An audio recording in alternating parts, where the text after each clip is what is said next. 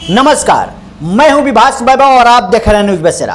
आज हम पहुंच चुके हैं मधेपुरा लोकसभा क्षेत्र और 2024 के लोकसभा चुनाव में स्थानीय मुद्दा मधेपुरा लोकसभा क्षेत्र के लिए क्या रहेगा, हम आज इसी पर चर्चा करेंगे। और चर्चा करने के लिए हमसे जुड़ चुके हैं दीपक यादव जी। दीपक यादव जी, 2024 के लोकसभा चुनाव में यहाँ का चुनावी मुद्दा क्या रहेगा? सबसे पहला मुद्दा ये रहेगा कि यहाँ का लोकल कार्यकर्ता को ही यहाँ से टिकट दिया जाए।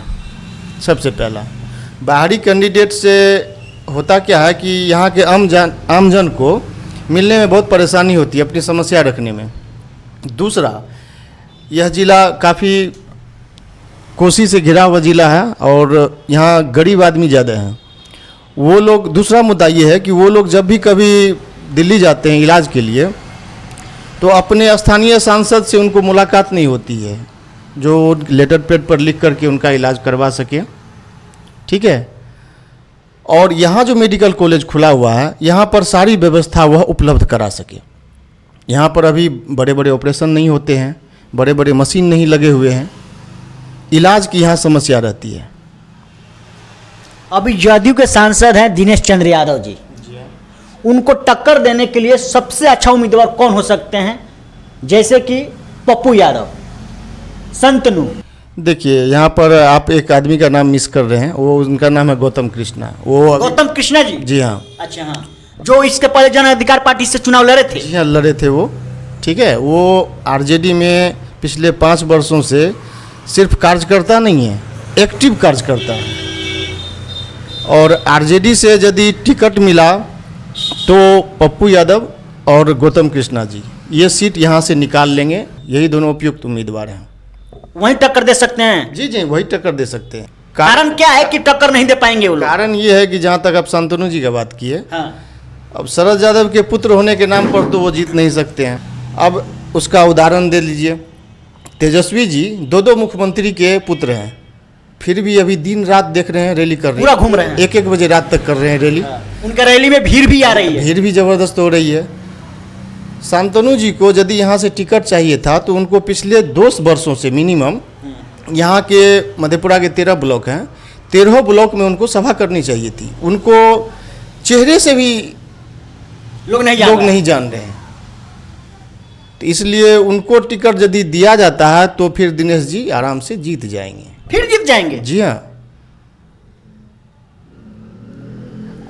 यहाँ पर अब वो कास्ट तो मैंने रखता ही है, लेकिन अब इतना मैंने भी नहीं रखता है कि आप किसी को भी टिकट दे दीजिएगा जिसको कि जनता नहीं जान रही है। लेकिन कहा जाता है कि रोम पोप का और मधेपुरा गोप का, इसमें कहाँ तक सच्चाई है? देखिए, सच्चाई तो है, सच्चाई है, लेकिन अब अभी तुरंत हम ये बात बोले थे कि अब किसी को भी दे दीजिएगा तो जीत जाएगा। नहीं हो सकता है। नहीं हो सकता है। यदि होता तो आरजेडी सबसे बड़ी पार्टी थी, अभी भी विधानसभा में है, लेकिन पिछले 2019 के चुनाव में पूरे बिहार में भी एक सीट नहीं मिली। कल्पना कीजिए। अब आंख मूंद करके तो कास्टिंग पर वोट गिरता नहीं। हाँ, 90% गिरता है, लेकिन वही 10% यदि कमज़ोर पड़ गया तो वहाँ कैंडिडेट हार जाती है। यानी सीधे सीधे कहने का मतलब है कि यहाँ से स्थानीय उम्मीदवार होना चाहिए। स्थानीय उम्मीदवार होना चाहिए। और उसका सबसे बड़ा कारण है कि आम आदमी अपनी समस्या को लेके उससे आसानी से मिल सके, अपना काम करवा सके। तो क्या दिनेश चंद्र यादव जी यहाँ क्या स्थानीय मुद्दों को लेकर काम नहीं करते हैं, या सीधे सीधे उनसे लोग नहीं मिल पाते हैं? देखिए, दिनेश चंद्र यादव जी के बारे में मधेपुरा की जनता का राय ये है कि वो सहरसा को भी अपना लोकसभा क्षेत्र मानते हैं।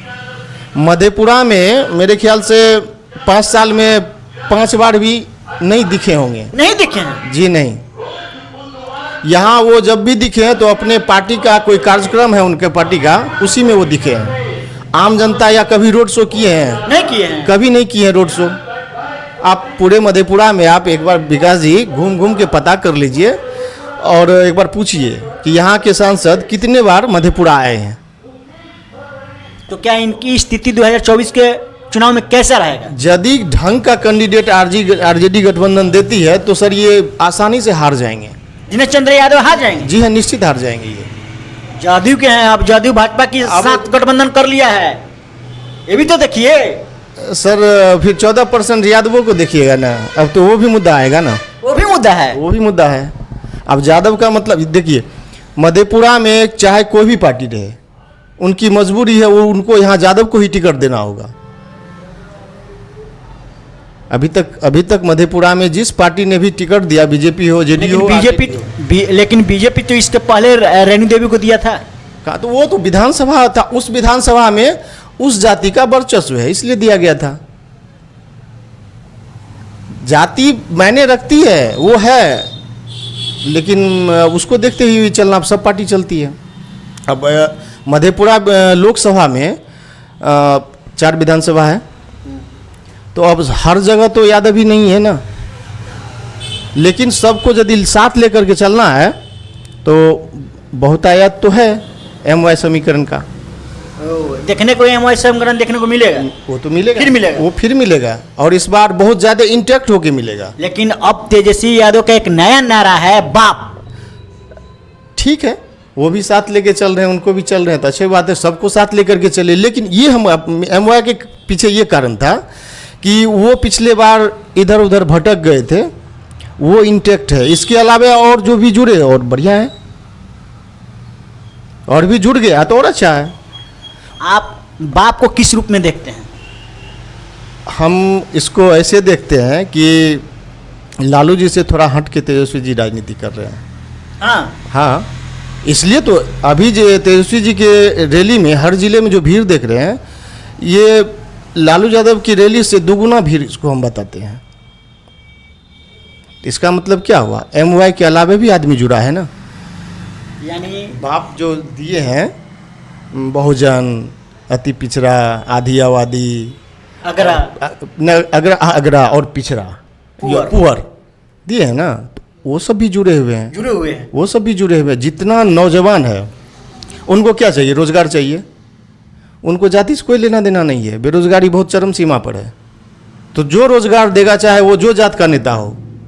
अब जनता जाग गई है, कास्टिंग मैंने है, लेकिन वहाँ पर भी देखेगी कि काम कौन कर रहा है मेरे लिए, जॉब कौन क्रिएट कर रहा है, भविष्य किस में देख रहे हैं। 17 साल में कितना नौकरी मिला, 17 महीने में कितना नौकरी मिला, 2 करोड़ प्रति वर्ष रोजगार का क्या हुआ, सब जनता देखेगी, सब जनता देखेगी। अभी तेजस्वी की सभा में क्या लग रहा है आपको कि सिर्फ ज़्यादा अकलियत का ही आदमी जुटता है क्या? हर जाति का आदमी जुट रहा है, हर जाति का रोजगार के लिए जुट रहा है। लेकिन विपक्ष कह रहा है कि सिर्फ आरजेडी एमवाई के पार्टी है। तो बहुत सारा न्यूज़ चैनल पर तो देखे हैं कि अदर जात का भी लोग तेजस्वी का बड़ाई कर रहा है, बड़ाई कर रहा है कि रोजगार का बात कर रहा है। ठीक है, और सब चीज़ अपने जगह पर है, लेकिन अभी मुख्य मुद्दा है बेरोजगारी बहुत है, गरीबी है, महंगाई है, रोजगार चाहिए।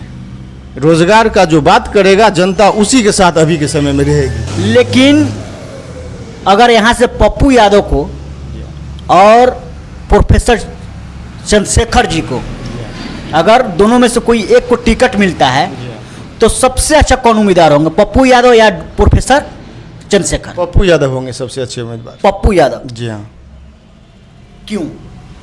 इसलिए कि वो हर समय उनको कहीं से भी न्यूज़ मिल जाता है, कोई घटना घटा या कोई भी बात, वो बिन बुलाए पहुंचते हैं और आर्थिक मदद भी करते हैं।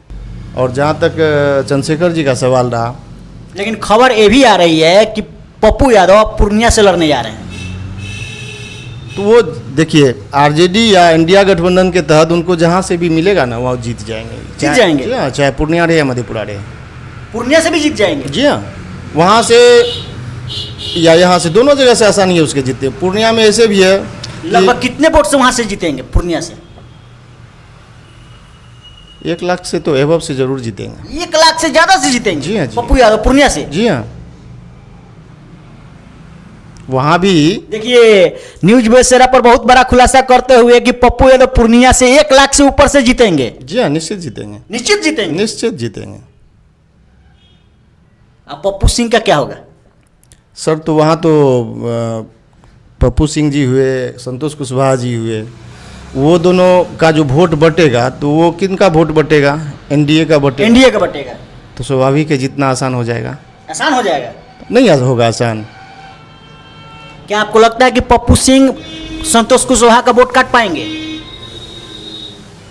हमको लग रहा है इस बार उनसे ज़्यादा वोट ये ले पाएंगे। संतोष कुशवाहा से ज्यादा वोट लेंगे पप्पू सिंह? जी हाँ, जी हाँ। कैसे? वो पूर्व में भी 2 बार रह चुके हैं सांसद वहाँ के, उनका काम वहाँ की जनता देखी हुई है। नाराज़गी अपर लेवल के नेता से है, थोड़ा सा इसको अलग नज़रिए से देखिए। हाँ समझ गए, आप सीधे सीधे आप नीतीश कुमार के ऊपर कह रहे हैं। स्वाभाविक है, हम आपको जिता के भेज रहे हैं आपके बात पर कि आप जो वादा किए उस पर कायम रहिए। वहाँ जो पलटते हैं तो इसका असर जनता पर भी पड़ता है। जनता पर पड़ता है। इसको हम कुछ कहीं भेजे थे, चले गए कहीं और, फिर इसको भेज रहे हैं यहाँ, फिर कहीं और चले जाएंगे। लेकिन जनता ने संतोष कुशवाहा को एनडीए के उम्मीदवार मानकर वोट की थी वहाँ पर। जी हाँ, ठीक है, लेकिन जब उनके अध्यक्ष या अपर लेवल के नेता ही यदि पलटी मार देते हैं तो फिर कुशवाहा जी का कहाँ चलता है? नहीं चलता है। कहाँ चलेगा? अध्यक्ष यदि जो व्हिप जारी कर दे तो उनको मजबूरी में जाना पड़ेगा अध्यक्ष के साथ, पार्टी के साथ। तो वहाँ तो वो जनता तो ठगा महसूस करता है ना, उसको भी देखिएगा ना। आप इन नेताओं से एक ही बात कहना चाहेंगे कि जनता जो आपको वोट देती है ना, उसका रिस्पेक्ट कीजिए। रिस्पेक्ट कीजिए, नहीं तो फिर अर्श से फर्श पर। चलिए, अर्श से फर्श पर नेताओं को ये चेतावनी दे रहे हैं कि अगर आप फिर से जीतना चाहते हैं, फिर से काम करना चाहते हैं क्षेत्र में से जुड़कर, तो जनता का मुद्दा आपको उठाना पड़ेगा और जनता के साथ जुड़कर काम करना पड़ेगा। फिर मिलते हैं अगले वीडियो में, तब तक के लिए जय हिंद।